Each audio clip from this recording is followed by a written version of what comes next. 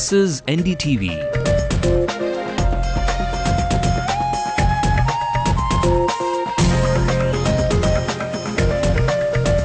And you're watching NDTV Hindu.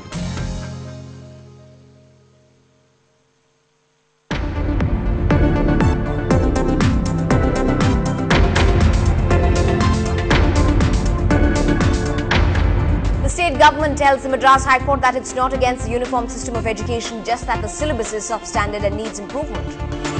That syllabus will not enable the students of Tamil Nadu to compete nationally and internationally.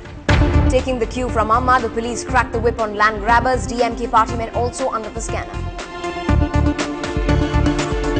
After the price of sand is brought down, rates of bricks and crushed stone fall. Will the benefit trickle down to consumers? Once a hotbed of crime, Kannaginagar, Asia's biggest resettlement colony, gets the khaki touch. Will monitoring through CCTVs work here? 24 hours after the Mumbai blast, cops in Chennai are still on their toes. Security stepped up at Chennai Central, the airports and all public places. And DMK chief M. Karunanidhi calls the superstar Rajinikanth and inquires about his health and treatment. Welcome to the late night news on NDTV Hindu with me, Evelyn Matthew. The national headlines as well for you at this hour. The Prime Minister and Sonia Gandhi visit Mumbai to meet the blast victims. This even as the opposition says the government's policy is to blame. It's work as usual in terror-scarred Mumbai, but don't talk to us about resilience and spirit, say angry Mumbaikars. There were no prior intelligence inputs, admits the Home Minister, but not a failure of the agencies. Reacting to Chidambaram saying it wasn't an intelligence failure, Advani says the repeated attacks on Mumbai show a policy failure. It's made parents wonder about the future of their children, taken people out to the streets in protest and gone to the courts even. But now, the uniform system of education will not be abandoned. That's what the state government has said in detailed written submissions before the Madras High Court today to the common syllabus case. The state has said that its intention is to implement the system within a reasonable time. The Advocate General and Special Government Pleader has submitted that the amendment to the USC Act 2010 by the AIA-DMK government was in deference to the Madras High Court order that wanted the option of multiple choice of textbooks under the system. The submission also justified the composition of the 9-member expert committee appointed by the state government on the directions of the Supreme Court. During the course of the 3-day hearing on the case, a detailed background of the academic experience of the panel members who came under attack were also provided.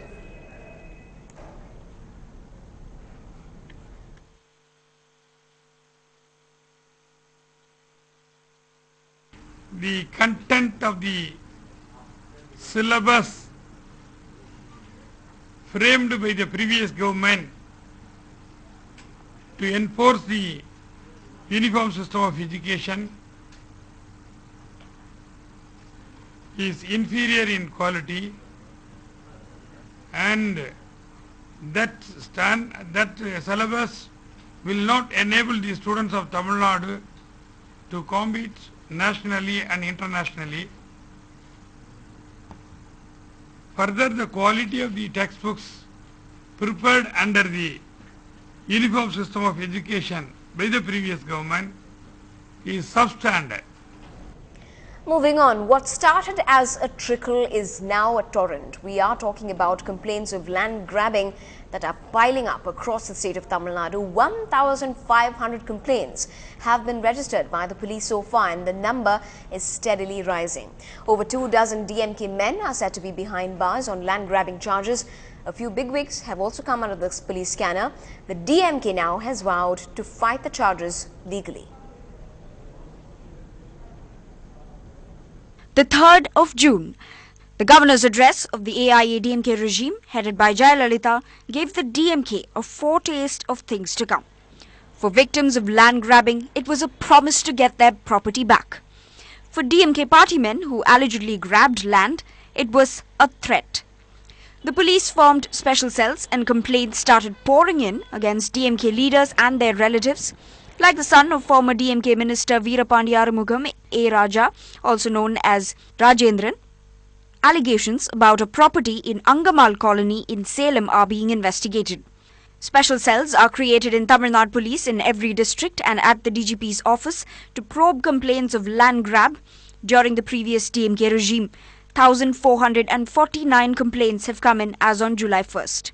The crackdown on land grabbing is also likely to hit the DMK's southern strongman MK Aragiri, Daya Cyber Park, jointly owned by the DMK Union Minister's wife Gandhi and his son Dayanidhi Aragiri at Ottakadai in the temple town of Madurai has reportedly come under the scanner.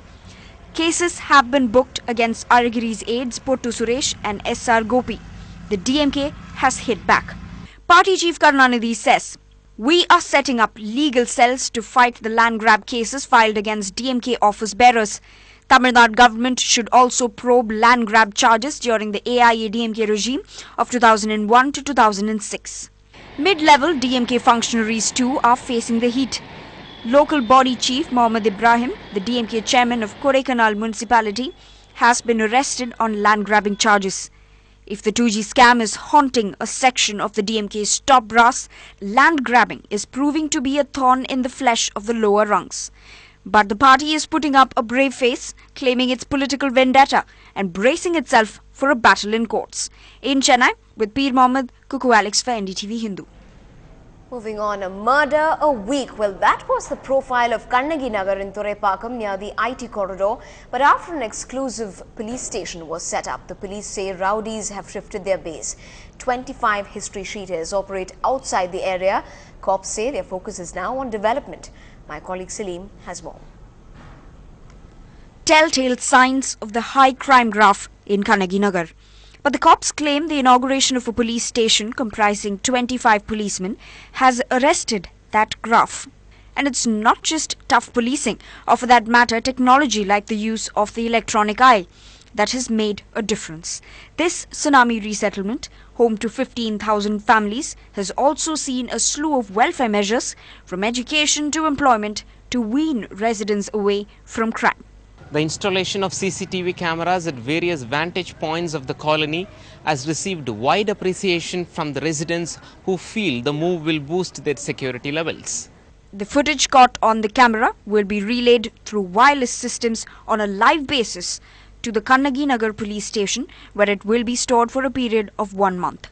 What has raised the police antenna is that a few new residential projects in the vicinity are also underway. We are on a track of rehabilitating some of the antisocial elements by opening these boys clubs, and we have a plan of starting a girls club there. Probably there will be the first time in which we are having a girls club. So probably we are planning to have some vocational training for the women there.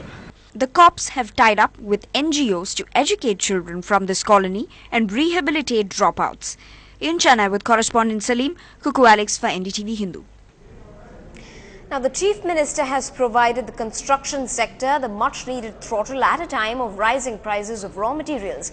As promised in the ruling AIA-ADMK's election manifesto, Ms. Jayalalitha has ordered that the price of a truckload of bricks has been reduced by 3,000 rupees. Now, this is in comparison to a lorry load of bricks, which is now sold at a rate between 30,000 to 32,000 rupees in the market. Not just bricks, but the rates of a load of crushed stone will now be cheaper by 700 rupees. Earlier, the price of sand was reduced considerably immediately after the new government assumed office. But we will have to wait and see if the benefit will trickle down to consumers as well. Moving on, the Chief Minister has also met the newly appointed members of the State Planning Commission today. The body that was recently reconstituted has retired IAS official Shanta Sheila Nair as its vice chairperson and will be chaired by Ms. Jayalalitha herself as the chairperson.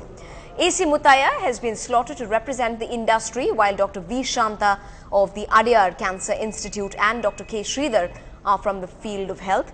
Dr. A. Ramasamy, Vice Chancellor of the Karpakam University in Coimbatore, will be a new member drawing the expertise in agriculture and irrigation. Education will be given its inputs by the former Vice Chancellor of the Anna University, Dr. Bala Gurusamy, and this 7-member planning commission will in fact play an active role in preparation of annual plans as well as 5-year plans. When we come back, they need no sympathies or apathy. It's horror and terror that's way too familiar to them and to their city.